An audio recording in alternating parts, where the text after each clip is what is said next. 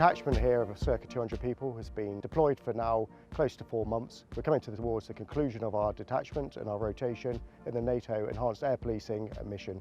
Whilst we've been out here, we've been flying missions in the air policing role, but also conducting vigilance activity on behalf of NATO, protecting the eastern flank, working alongside our NATO partners.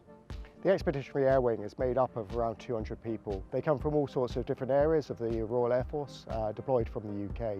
It's made up of the squadron, 3 fighter squadron, and they are the largest constituent of the Expeditionary Air Wing. But on top of that, we also have a number of people in support roles, covering a full myriad of different roles and requirements in order to keep the aircraft flying whilst we're deployed. Alongside our primary mission of flying missions in support of NATO, we've also conducted a number of outreach programs during our deployment here in Romania. This has included working alongside our NATO partners in local schools, universities, delivering briefs and making sure that we pass a message about our mission at every level.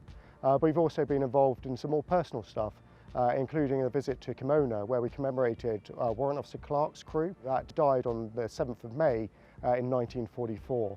It was a great opportunity for us to pay our respects to that crew of the Wellington bomber, but also meet with the local population. And it's testament to the importance placed on that crew that they still commemorate every year. One of the highlights for this detachment has been the opportunity that we've had as an Expeditionary Air Wing to conduct a number of training serials whilst deployed here in Romania.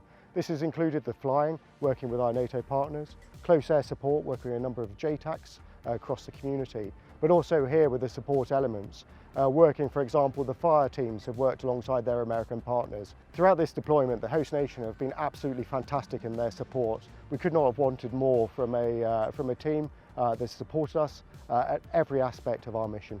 Clearly, this deployment takes its toll on our personnel. We're away from our loved ones and families for an extended period of time, and I'd like to extend my thanks to everybody that's supported this detachment, be it friends, families, or those back in the service, back in the UK. It's been phenomenal, the amount of support that we've had, and I'm extremely grateful to everybody that supported us. As we come to the conclusion of the detachment, arguably the proudest moment for me is just how collegiate this team has been, working together, delivering a vast number of sorties, far in excess of anything that we thought we were going to be flying as we deployed to this region. But that teamwork, collaboration and unity is particularly impressive and something that I'm incredibly proud of.